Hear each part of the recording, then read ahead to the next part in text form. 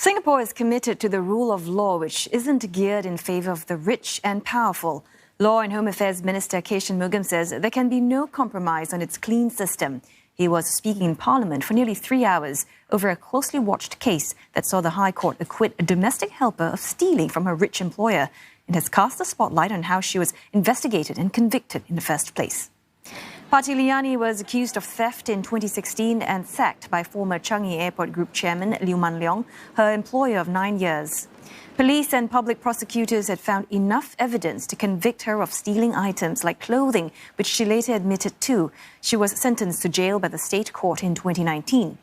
2 months ago, this was overturned by the High Court, which found reasonable doubt of improper motive by the Liew family for filing a police report.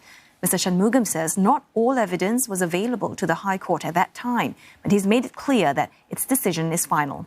The case has prompted the police to review their processes, and an investigation into how public prosecutors handled evidence is underway.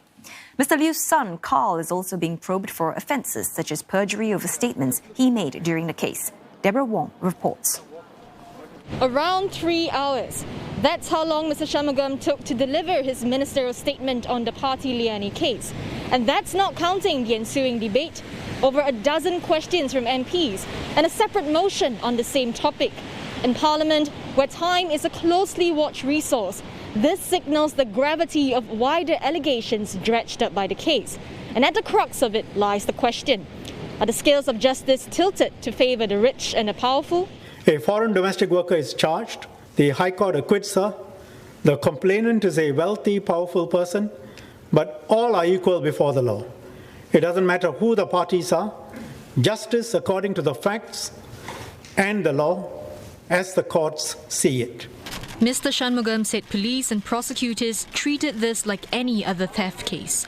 No one tried to or was in a position to influence investigations. And even when the Attorney General knew Mr. Liew, the AG didn't know about the case until the trial. When a review on the matter came up, the AG recused himself, as past differences he had with Mr. Liew while working together could affect the perception of fairness.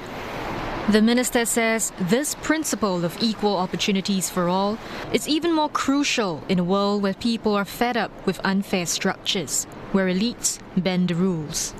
We must be alert, guard against the wealthy and the powerful taking unfair advantage. If a significant section of our people feel that the system favors some, or that it is unfairly stacked against them, then Singapore will lose its cohesion and it can't succeed. It does not mean that there will be no abuse of power and no corruption, but when it happens, swift, decisive action must be taken. That's what successive governments have done. Founding Prime Minister Lee Kuan Yew set the tone in 1986 when he launched a probe on former National Development Minister Teh Cheang Wan for taking bribes. In 2007, under current Prime Minister Lee Hsien Loong, T.T. Duray, CEO of the National Kidney Foundation, was jailed over a financial scandal. In 2012, Civil Defence Force Commissioner Peter Lim was sacked and jailed for receiving sexual favours. These are examples of what Mr. Shanmugam calls a ruthless intensity in upholding integrity. That's why at each new term of Parliament, the PM reminds members in a letter to act with modesty, decorum and dignity. And if conduct is unbecoming? I usually have a chat with a relevant MP. They come, have a cup of coffee with me.